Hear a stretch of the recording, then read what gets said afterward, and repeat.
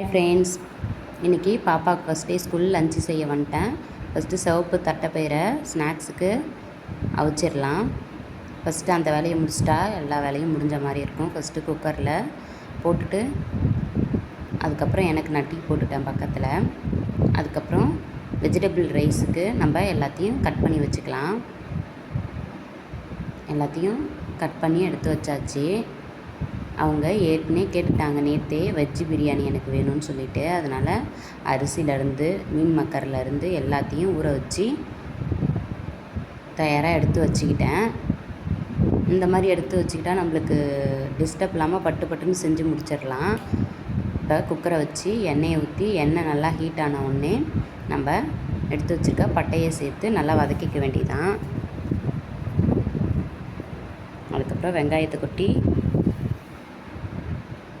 நல்லா வதங்கி இஞ்சி பூண்டு பேஸ்ட்டு போட்டுக்கலாம்.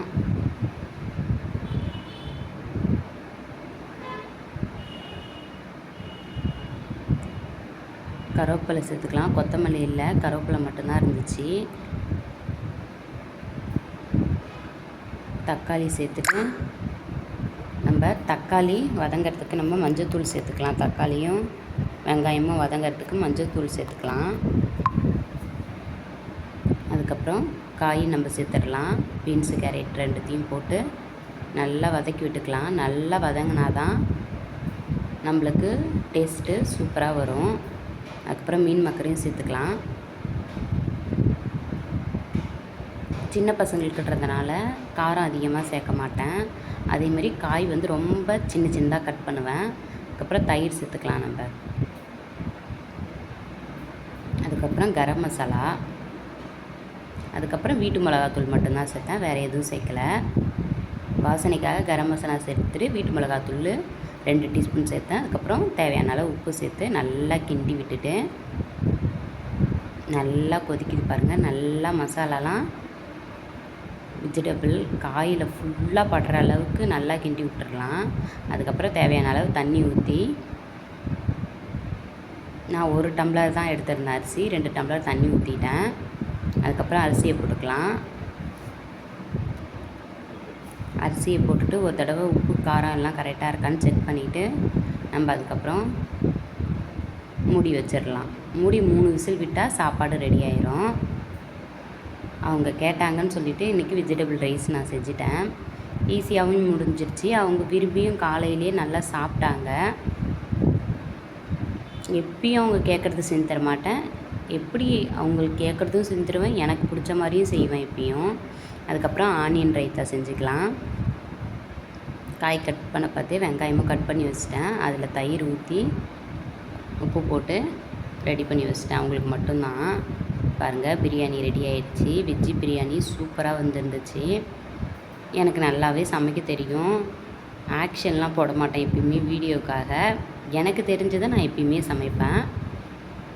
பாருங்கள், செம சூப்பராக இருந்துச்சு வெஜ்ஜி பிரியாணி. நான் வந்து இந்த லீவ் விட்டதுலேருந்து காலைல சாப்பிடாம இருந்தேன். இன்றைக்கி தான் காலையிலே சாப்பிட்டுட்டேன் பாப்பா கூட. ஃபஸ்ட் டே ஸ்கூலுக்கு போகிறதுனால காலையிலே எழுந்திரிச்சு அவங்க சாமி கும்பிட வீட்டில் இருந்த செம்பருத்தி பூவெல்லாம் பறித்து விளக்கேற்றி பிள்ளையாருக்கு வச்சுட்டு, அதுக்கப்புறம் நம்ம சுண்டல் செஞ்சோம்ல அதை நெய்வேத்தியமாக வச்சு காலையில் படைச்சிட்டாங்க. அவங்க மேடமே தான் படைச்சாங்க. பாருங்கள், எங்கள் பாப்பா இவ்வளோ கடகடன்னு இவ்வளோ பெருசாக வளர்ந்துட்டாங்க. இப்போ ஃபஸ்ட் ஸ்டாண்டர்ட் போகிறாங்க. ஃபஸ்ட் ஸ்டாண்டர்ட் போயிட்டாங்க. அதுதான் எனக்கு ரொம்பவே. ட்ரௌசர் போட்டுட்டு போனாங்க, இப்போ தான் ஸ்கர்ட்டு போட்டு போகிறாங்க. அது ரொம்பவே எனக்கு ரொம்ப பிடிச்சிருந்துச்சு இந்த ஸ்கர்ட்டில் அவங்கள பார்க்குறதுக்கு.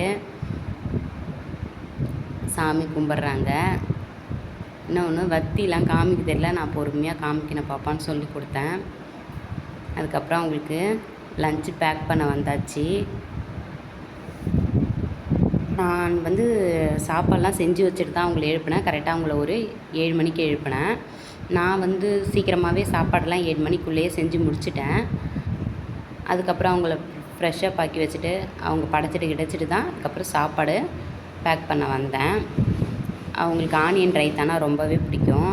சும்மாவே எடுத்து சாப்பிடுவாங்க. அதனால் அது அவங்களுக்கு எல்லாத்தையுமே அவங்களுக்கு வச்சு அனுப்பிச்சாச்சு.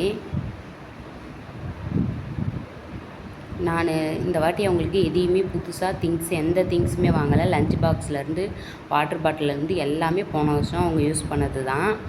எல்லாமே வந்து டேமேஜ் ஆகாமல் நல்லா இருந்துச்சு. அதனால் இந்த வருஷம் அவங்க எடுத்துகிட்டு போட்டோன்னு சொல்லிவிட்டு எல்லாத்தையுமே அப்படியே அவங்களுக்கு இந்த வருஷமும் இதையே வந்து கொடுத்துட்டேன். பேகுமே அப்படி தான், லஞ்ச் பேகும் சரி ஸ்கூல் பேகுமே சரி கொஞ்சம் கூட டேமேஜ் ஆகலை. அதனால் இந்த வருஷம் எடுத்துகிட்டு போ பாப்பா, பாதியில் வேணால் வாங்கி தரேன் சொல்லி அமுச்சிட்டேன். லஞ்சு டவல் மட்டும்தான் வாங்கினேன்.